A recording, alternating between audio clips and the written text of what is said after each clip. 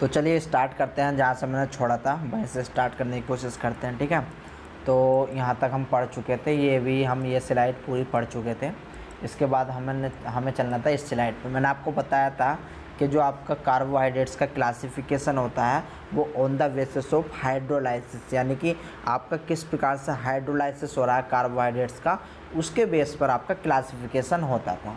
Monosaccharides में हमने पढ़ा था कि जब आपका मोनोसैकेराइड्स होता है उसमें आपका कोई सा भी हाइड्रोलाइसिस नहीं पाया जाता। ठीक है ना, इसमें कोई सा भी हाइड्रोलाइसिस नहीं होता।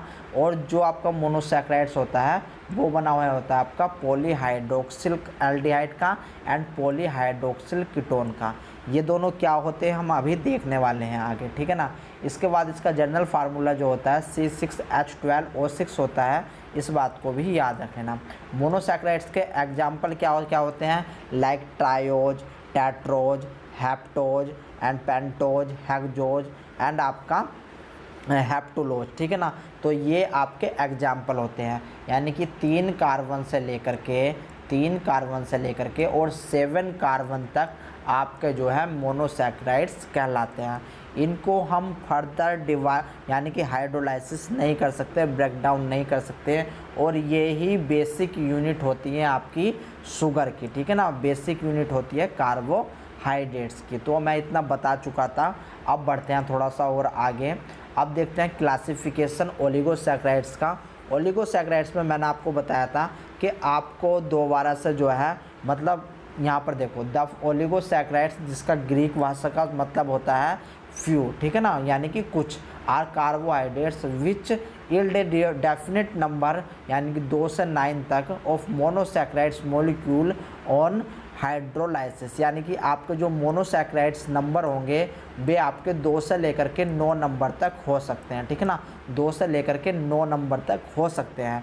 अब इसमें अगर 2 नंबर होते हैं तो उसको बोलते हैं डाइसैकेराइड्स, यानी कि 2 मोनोसैकेराइड्स मिल करके आपका जो कार्बोहाइड्रेट्स बना रही हैं, जो भी कार्बोहाइड्रेट्स बना रही है उसको बोलता है आपका डाइसैकेराइड्स। ठीक है ना, अब इस डाइसैकेराइड्स के क्या क्या एग्जाम्पल होते हैं, लाइक सुक्रोज, माल्टोज, आपका जो है सुक्रोज, माल्टोज एंड इसके बाद आपका लैक्टोज आता है। ठीक है ना, डाइसैकेराइड्स के ये आपके एग्जाम्पल हैं। इसका जनरल फार्मूला क्या होता है, C12H22O11। ठीक है ना, जनरल फार्मूला अगर आप याद रख सको तो याद रख लेना। बेसिक डिफरेंस क्या होने वाला है इसको हम स्ट्रक्चर के थ्रू समझने वाले हैं। ठीक है ना, अगर सुक्रोज ब्रेक डाउन होगा, सुक्रोज का हाइड्रोलाइसिस होगा तो आपको क्या मिलने वाला है, माल्टोज का अगर हाइड्रोलाइसिस होगा तो क्या मिलने वाला है, वो भी हम आगे देखने वाले हैं। ठीक है ना, आगे बढ़ते हैं। अब देख लेते हैं ट्राइसैकेराइड्स को। ट्राइसैकेराइड्स का क्या मतलब होता है, विच यील्ड 3 मोनोसैकेराइड्स, यानी यहाँ पर 3 मोनोसैकेराइड्स आपको मिलने वाले हैं। इसके जो एग्जाम्पल हैं वे हैं रैफिनोज। रैफिनोज जो होता है, याद रखना, रैफिनोज में आपको यहीं पर बता रहा हूँ, इसमें आपका कौन कौन सा पाया जाता है, इसमें आपका गैलेक्टोज पाया जाता है, इसमें आपका ग्लूकोज आएगा। ठीक है ना, ग्लूकोज होता है आपका ग्लूकोज प्लस फ्रक्टोज। ठीक है ना, तो ये तीनों जो है आपके मोनोसैकेराइड से मिलकर के बना हुआ होता है रैफिनोज। ठीक है, इसका जनरल फार्मूला C18H32O16। ठीक है ना, तो जनरल फार्मूला अगर आप याद रखना चाहो तो याद रख सकते हो, ना रखना चाहो तो कोई दिक्कत वाली बात नहीं है, जनरल फार्मूला मत याद रखना चाहे तो। ठीक है ना, बट आप लगा सकते हो हिसाब। देखो किस प्रकार से आप हिसाब लगा सकते हो कि आप हेक्सोज शुगर को लेकर के चलो, हेक्सोज शुगर में C6 पाया जाता है। ठीक है ना, C6 पाया जाता है। डाइसैकेराइड्स में यहाँ पर याद रख लेना C12 हो जाएगा, डाइसैकेराइड्स में क्या हो जाएगा, C12 हो जाएगा। और ट्राइसैकेराइड्स में क्या होगा आपका C18 हो जाएगा। ठीक है ना, C18 हो जाएगा। तो आपको कुछ भी रटने वाली बात नहीं है, आप यहाँ पर लॉजिक लगा सकते हो। ठीक है ना, क्योंकि हमारी जर्नल जो मोनोसैकेराइड्स होती है वो आपकी होती है हेक्सोज शुगर। ठीक है ना, हेक्सोज शुगर, ये तीनों ही, चाहे आपका गैलेक्टोज हो, ग्लूकोज हो, फ्रक्टोज हो, ये आपके कैसे हैं, ये आपके हैं हेक्सोज शुगर। ठीक है, आगे बढ़ते हैं। अब आता है आपका पॉलीसैकेराइड्स। पॉलीसैकेराइड्स क्या होता है कि the polysaccharides are the carbohydrates of high molecular weight which yield many monosaccharides molecules on the hydrolysis. Example are the starch and cellulose, both of which have molecular formula like C6H10O5 इसका bracket N, ठीक है ना। अब देखो यहाँ पर आपको कुछ डिफरेंस नज़र आ रहा होगा। जब आप हेक्सोस का फॉर्मूला देखते हो तो वहाँ पर आप देखते हो C6H12 एंड O6, ठीक है ना, O6। वहाँ पर देखते हो मोनोसैक्राइड्स में ये फॉर्मूला, बट यहाँ पर पॉलीसैक्राइड्स में आपको C6H10O5 चमक रहा है, यानी कि यहाँ से 2 तो हो रहा है आपके H कम, 2 हो रहे हैं H कम और 1 हो रहा है आपका वाटर कम, ठीक है ना, 1 हो रहा है वाटर कम। तो इसको याद रखना कि जब हम कभी भी पॉलीसैक्राइड्स बनाते हैं या फिर मोनोसैक्राइड्स से आपका पॉलीसैक्राइड्स बनता है तो एक वाटर मॉलिक्यूल बाहर निकलता है। जब आपका ग्लाइकोलाइसिस का फॉर्मेशन, जब आपका ग्लाइकोसिडिक बॉन्ड बनता है तब क्या होने वाला है, वहाँ से एक वाटर मॉलिक्यूल बाहर निकलेगा, ठीक है ना, एक वाटर मॉलिक्यूल बाहर निकलेगा। यही कारण होता है कि पॉलीसैक्राइड्स का जो जनरल फार्मूला होता है, मॉलिक्यूलर फार्मूला होता है C6H10O5 होता है, जबकि अगर आप मोनोसैक्राइड्स का फार्मूला देखोगे तो वहाँ पर C6H12O6 में आता है, क्योंकि देखो यहाँ से तो कोई वाटर निकलने वाला नहीं है क्योंकि ये सिंपल यूनिट है। जब हम डाइसैक्राइड्स या फिर आपका ट्राइसैक्राइड्स या फिर पॉलीसैक्राइड्स की तरफ बढ़ते हैं तो जितने भी ग्लाइकोसिडिक बॉन्ड बनेंगे उतना ही वाटर के मॉलिक्यूल बाहर निकलने वाले हैं, ठीक है ना। और अगर वाटर के मॉलिक्यूल बाहर निकल रहे हैं, इस प्रोसेस को हम डिहाइड्रेशन के नाम से भी जानते हैं, इस प्रोसेस को हम कंडेंसेशन के नाम से भी जानते हैं, जो कि मैंने आपको पहले बता रखा है, ठीक है ना। तो आई होप आपको इतनी बात पता लगी होगी। अब बढ़ते हैं आगे, आप तसल्ली पूर्वक पढ़ेंगे मोनोसैक्राइड्स को, ठीक है ना, कि मोनोसैक्राइड्स आखिरकार होते क्या हैं। अब तक जो मैं पढ़ रहा था, जैसे कि मैंने आपको स्टार्टिंग में बताया था कि पहले थोड़ा एडवांस लेवल पर चलेंगे, अब तक जो पढ़ा वो एडवांस लेवल का था। अब पढ़ने वाले हैं बेसिक, आप समझेंगे एक एक चीज़ को, ठीक है ना, एक एक चीज़ को समझने वाले हैं। तो स्टार्टिंग में देखो मोनोसैक्राइड्स से स्टार्ट करते हैं। Monosaccharides are classified according to 3 different characteristics, यानी कि मोनोसैक्राइड्स को जो बांटा गया है उसके लिए 3 कैरेक्टरिस्टिक्स होने चाहिए।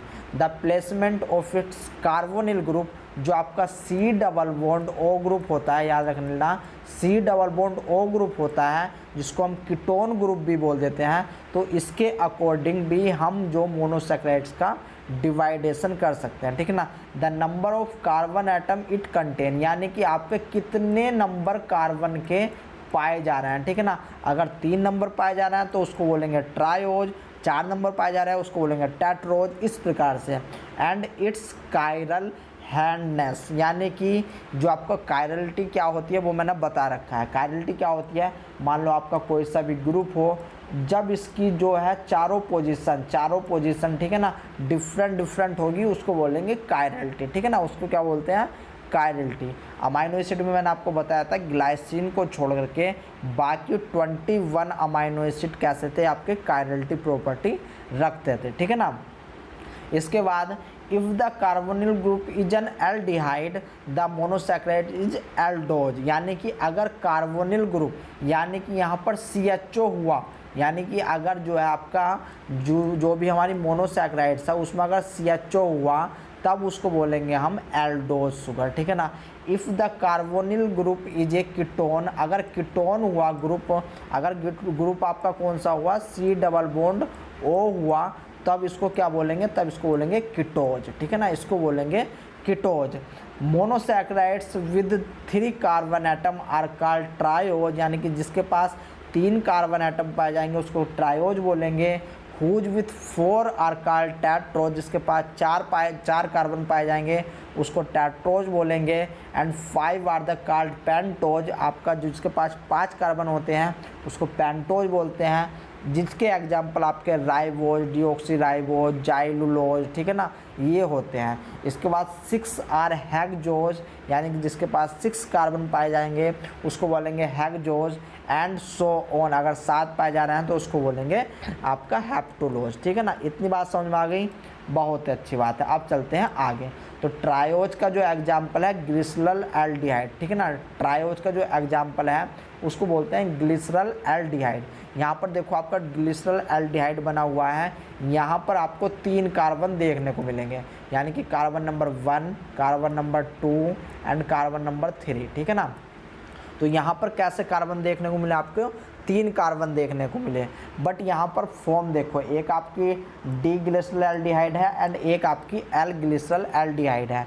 तो इसमें क्या मतलब है, इनके नाम में क्या मतलब है, तो देखो यहाँ पर जो OH ग्रुप लगा हुआ होता है ना, OH ग्रुप, अगर वो ग्रुप राइट की साइड में है तब आपका डी फॉर्म बनेगी, डी आइसोमर बनेंगे। अगर आपका लेफ्ट की तरफ वो फॉर्म है OH की, ठीक है ना, हाइड्रोक्सिल ग्रुप अगर आपका लेफ्ट साइड में है तब वो बनाता है आपका एल ग्लिसरल एल्डिहाइड, ठीक है ना। सेम सिस्टम आपका अमाइनो एसिड में भी था।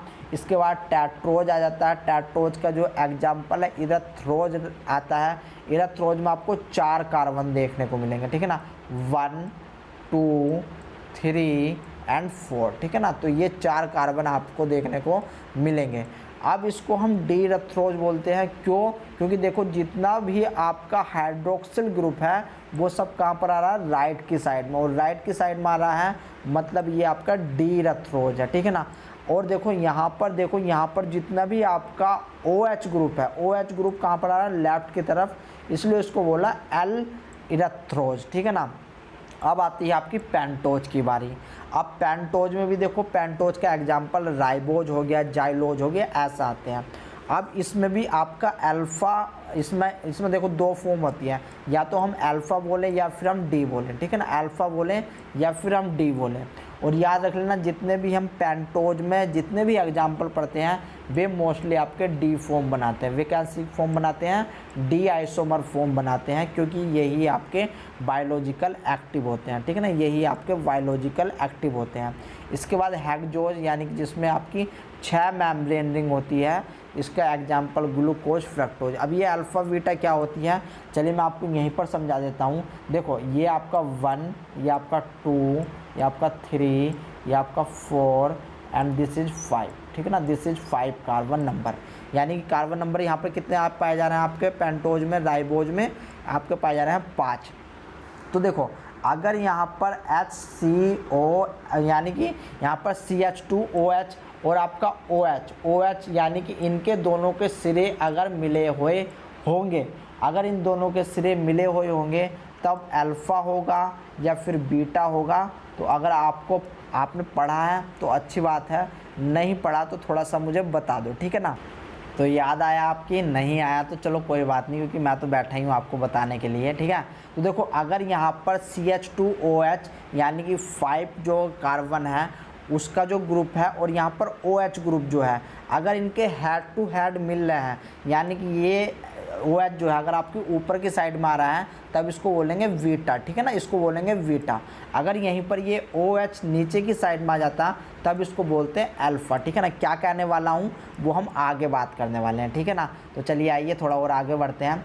अब देखो यहाँ पर कुछ और मोनोसैकेराइड्स दी गई हैं, जैसे कि एल्डोज। अब देखो यहाँ पर एल्डोज किसको बोलते हैं, कि मैंने आपको बताया था एल्डोज जो होता है यानी कि CHO ग्रुप लगा हुआ होगा, और वो कैसा होने वाला है, एक्सटर्नल होने वाला है। तो देखो यहाँ पर ये कैसी है, 6 कार्बन रिंग है, एक 6 कार्बन प्लेनर है, ठीक है ना, रिंग नहीं है, ये 6 कार्बन प्लेनर है, यानी कि लीनियर है। तो यहाँ पर देखो जो CHO है वो आपका एक्सटर्नल यानी कि बाहर की ओर लगा हुआ होता है, ठीक है ना। जबकि कीटोज में आपका जो रहता है, कीटो ग्रुप जो रहता है, यानी कि C डबल बॉन्ड O जो रहता है वो अंदर की ओर है, यानी कि इंटरनल है, ठीक है ना। तो ये आपका मोनोसैकेराइड्स।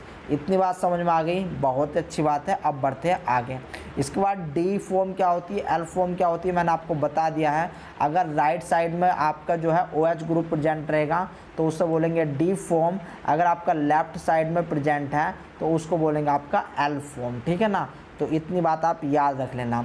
इसके आगे बढ़ते हैं, अब देख लेते हैं फिशर प्रोजेक्शन, ठीक है ना, कि आपका फिशर प्रोजेक्शन क्या था। फिशर प्रोजेक्शन कुछ नहीं था, उन्होंने भी केवल यही बताया था कि आपका डी ग्लूकोज और एल ग्लूकोज जो है, यानी कि जो आपका OH ग्रुप है वो किधर की साइड में पाया जा रहा है। तो अगर आपका राइट की साइड में पाया जा रहा है तो उसको बोलेंगे डी ग्लूकोज, एंड अगर आपका लेफ्ट की साइड में पाया जा रहा है तो उसको बोलेंगे आपका एल ग्लूकोज, ठीक है ना। इसमें मैंने कुछ स्टेटमेंट लिखे हैं जो कि आपके लिए इम्पोर्टेंट है, वो देख लेना, ठीक है ना, वो अपने आप पढ़ लेना, क्योंकि भाई साहब मेरा गला हो रहा है ख़राब और मैं थोड़ा भी स्पीड से चलने वाला हूँ, ठीक है। एपीमर क्या होते हैं? एपीमर देखो भाई कुछ नहीं होते यार, सेम स्ट्रक्चर रहेगी, बट उस सेम स्ट्रक्चर में एक ग्रुप जो है, एक एटम जो है वो थोड़ा सा बदल जाएगा, ठीक है ना, उसको बोलते हैं आपका epimer. Only one chiral centre with a different configuration, ठीक है ना, उसको बोलते हैं एपीमर। यहाँ पर देखो नंबर 4 पे क्या था आपका, OH ग्रुप जो है वो राइट साइड में है, बट यहाँ पर लेफ्ट साइड में आ गया, ठीक है ना, यहाँ पर लेफ्ट साइड में आ गया। और याद रखना डी ग्लूकोज डी गैलेक्टोज जो है are epimer at carbon number 4। ये आपका गेट में पूछा जा चुका है कि बताइए कि आपका कार्बन नंबर 4 पे कौन से दो शुगर, दो मोनोसैकेराइड्स आपस में एपीमर हैं। तो याद रखना D glucose and D galactose जो है वो कार्बन नंबर 4 पे आपके कैसे होते हैं, एपीमर होते हैं, ठीक है ना। कार्बन नंबर 4 यानी 1 2 आपका 3 एंड ये है आपका 4वां नंबर, चौथा नंबर, ठीक है ना। तो देखो यहाँ पर ये एक दूसरे के एपीमर हैं, यानी कि एक ग्रुप जो है वो बदल गया, यानी कि इनकी जो सिमेट्री है वो एसिमेट्री हो गई।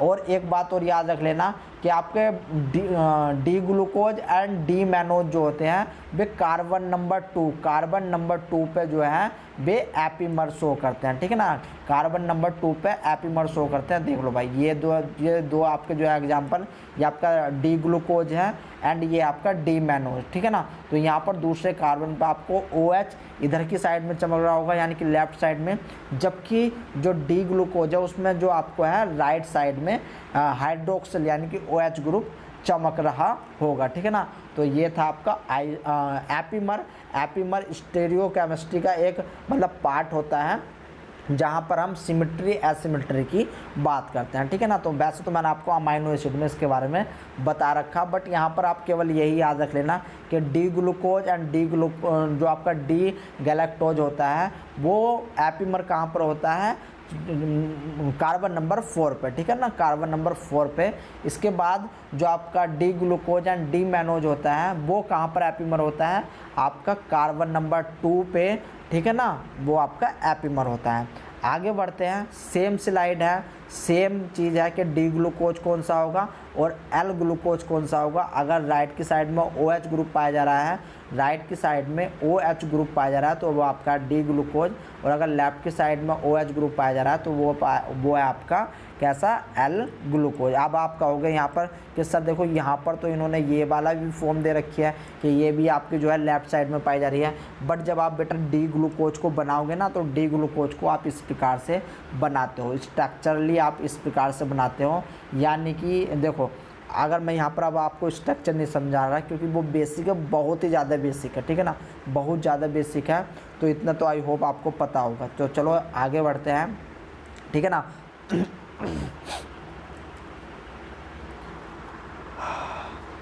आगे बढ़ते हैं और अब बात करेंगे आपका हेमी एसिटल क्या होते हैं और हेमी केटल क्या होते हैं। देखो हेमी एसिटल यानी कि यहाँ पर बात करते हैं एल्डिहाइड ग्रुप की, ठीक है ना, यहाँ पर बात किसकी करेंगे, एल्डिहाइड ग्रुप की। और हेमी केटल में किसकी बात करेंगे, तो देखो यार ऐसा कोई फ़ायदा नहीं कि मैं आगे बढ़ रहा हूँ क्योंकि मुझे ये आपको समझाना था। इस लेक्चर को मैं यहीं पर ड्रॉप करता हूँ और मैं मिलूँगा अब आपसे कल ही, ठीक है ना, कल ही मिलेंगे, कल ही हम बायोकेमिस्ट्री को टाटा एंड बाय बाय बोलेंगे। तब तक के लिए टाटा एंड बाय बाय।